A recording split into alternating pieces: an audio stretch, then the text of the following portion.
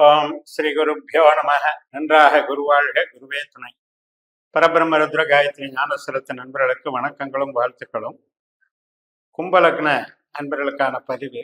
லக்னம் என்பது நிலையானது என்பதனால் நீங்கள் எந்த ராசியாக இருந்தாலும் நீங்கள் பிறந்த லக்னத்தை அடிப்படையாக வைத்து இந்த பலனை பாருங்கள். நீங்கள் கும்பராசியாக இருந்தால் நீங்கள் பிறந்த லக்னத்திற்கான பதிவு 12 லக்னங்களுக்கும் ஒரு வாரத்துக்கான பதிவை நம்ம போடுறோம், தனித்தனி வீடியோ போடுறோம்.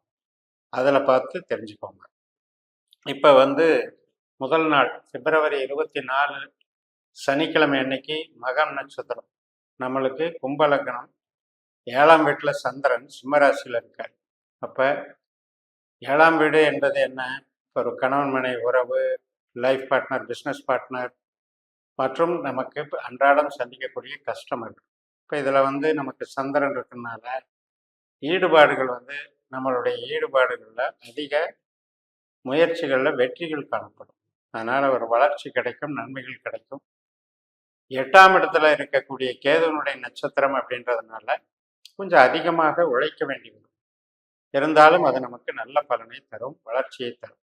மறுநாள் பிப்ரவரி 25ஆம் தேதி ஞாயிற்றுக்கிழமை பூரம் நட்சத்திரம். அப்போ நம்ம லக்னத்துக்கு சுக்கிரன் எங்கே இருக்காருன்னு பார்க்கணும். பூர நட்சத்திரத்துக்கு அதிபதி சுக்கிரன். சுக்கிரன் நமக்கு கும்ப லக்னத்துக்கு 4ஆம் அதிபதி, 9ஆம் அதிபதி. 12ஆம் இடத்துல செவ்வாயோட சேர்ந்து திருவோண நட்சத்திரத்துல இருக்காங்க.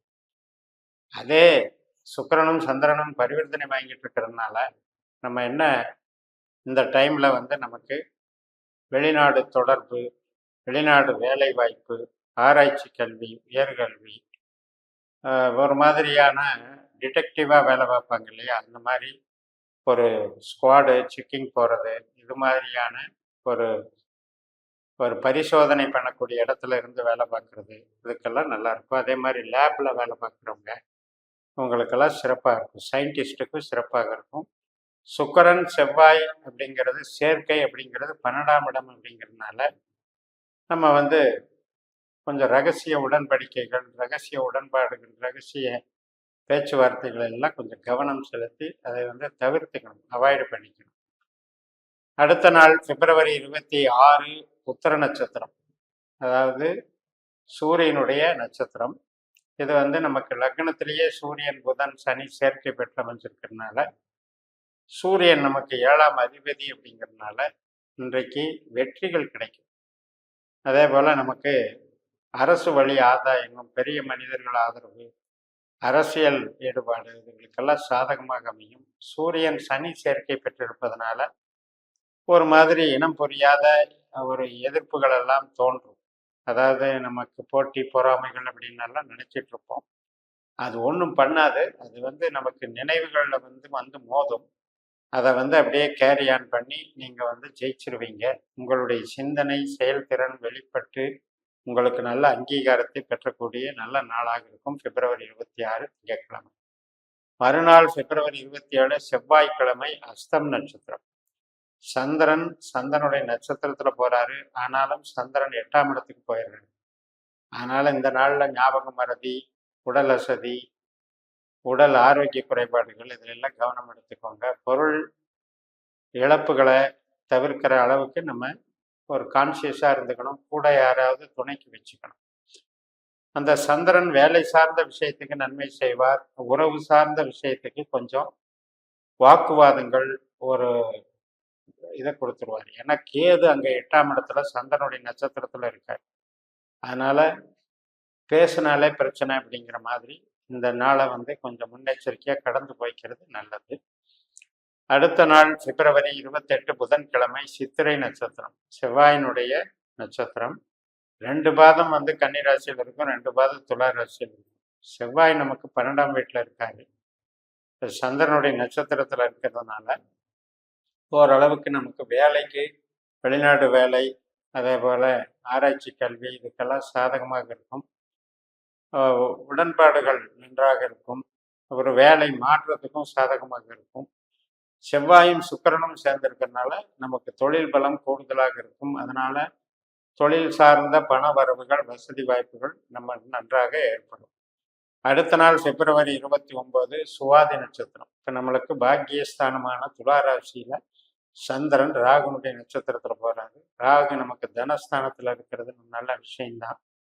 அதனால நம்மளுடைய ஈடுபாடு பேச்சுவார்த்தைகள்னால நமக்கு திருப்திகள் ஏற்படும், பண வரவும் நன்றாக இருக்கும், வளர்ச்சிகள் ஏற்படும். இந்த ராகுனுடைய சுவாதி நட்சத்திரம் அப்படிங்கிறது, ராகுனுடைய சதய நட்சத்திரம் அப்படிங்கிறதும், ராகுனுடைய திருவாதிரை நட்சத்திரங்கிறதும் மூணு ராசியில் இருக்கு. அப்ப சந்திரன் துலா ராசியில் இருக்கும்போது இந்த சூரியன் சனி புதன் ராகு சதய நட்சத்திரத்துல கும்பராசியில் இருக்காங்க. அப்ப இதெல்லாம் என்ன சொல்லுது அப்படின்னா, நம்மளுடைய முயற்சிகள், நம்ம எடுக்கக்கூடிய எஃபர்ட்ஸ்க்கெல்லாம் நமக்கு ஒரு நல்ல ஆதாயம் கிடைக்கணும் அப்படிங்கிறதுக்கு இந்த ராகு இன்னைக்கு நல்லா வழி நடத்துவார். அதே போல மார்க்கெட்டிங், நமக்கு ஆராய்ச்சி, கல்வி, போதனா மார்க்கம், டிரான்ஸ்போர்ட்ல இருக்கவங்க, இதுக்கெல்லாம் வந்து ஒரு மருத்துவத்துறை எல்லாத்துக்குமே ஒரு பாசிட்டிவான ஒரு வளர்ச்சி கிடைக்கக்கூடிய நல்ல நாளாக அமையும். இந்த சுவாதி நட்சத்திரம் அப்படிங்கிறது மார்ச் 1ஆம் தேதி வெள்ளிக்கிழமை நண்பகல் 12:48 வரைக்கும் இருக்கு. அதுக்கு மேல விசாக நட்சத்திரம் தொடங்குது. இந்த விசாக நட்சத்திரம் குருவனுடைய நட்சத்திரம். குரு நமக்கு 3ஆம் இடத்துல இருக்கிறதுனால கம்யூனிகேஷன், இடமாற்றம், இப்போ ஐடி லைன்லேயே கூட ஒரு ப்ராஜெக்டை மாற்றி செய்கிறது, இதுக்குண்டான ஒரு வேலைகள் நடக்கும். திடீர்னு நம்ம வந்து ஒரு பிளான் வச்சுருப்போம், அந்த பிளானில் சேஞ்ச் ஆகிடும். அது மாதிரியான ஒரு நிகழ்வுகளை எதிர்பாருங்க. பட் அக்ரிமெண்ட் போடுறது, கருவி, தகவல் தொடர்பு கருவிகளுக்கு உண்டான வேலைகள் செய்கிறதெல்லாம் இன்றைக்கி அவாய்ட் பண்ணிக்கோங்க. ஜென்ரலாக இன்றைக்கி வந்து நமக்கு மூலதனம், வேலை சார்ந்த, தொழில் சார்ந்த நன்மைகள் ஏற்படக்கூடிய நல்ல நாள்.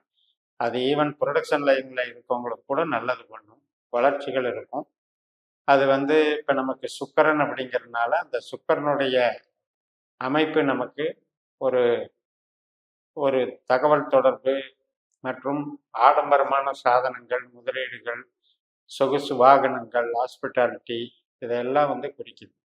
அதனால் சிறப்பாக கொண்டு போய்க்கலாம். ஒன்லி ப்ராப்ளம் என்ன அப்படின்னா, ஒரு இடமாற்றம், அக்ரிமெண்ட் போடுறதுல சின்ன சின்ன தடைகள் ஏற்படுங்கிறதுனால அதை அவாய்ட் பண்ணிக்கணும். மற்றபடி 12ஆம் இடத்துல இருக்கக்கூடிய சுக்கிரனால நமக்கு தீங்கு கிடையாது.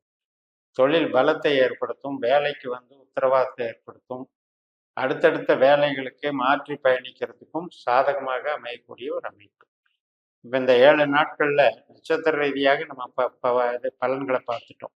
இப்போ நம்ம ஜனன ஜாதகத்தில் கொடுப்பினை அப்படின்னு இருக்கு. 12 பாவத்துக்கும் உபநட்சத்திர அதிகாரிகளை கண்டுபிடிச்சு அந்த கொடுப்பினைகள் ரீதியாக நீங்கள் இந்த திசாபுத்தி பலனையும் சரி, கோச்சார பலனையும் சரி டேலி பண்ணி நீங்கள் பார்க்க உங்களுக்கு ஜோதிடம் வந்து புதிய ஒரு உங்களுடைய கேள்விகளுக்கான பதில்களை வந்து உத்தரவாதத்தோடு கொடுக்கும். அந்த முறையில் பயன்படுத்தி வெற்றி காணுங்கள்.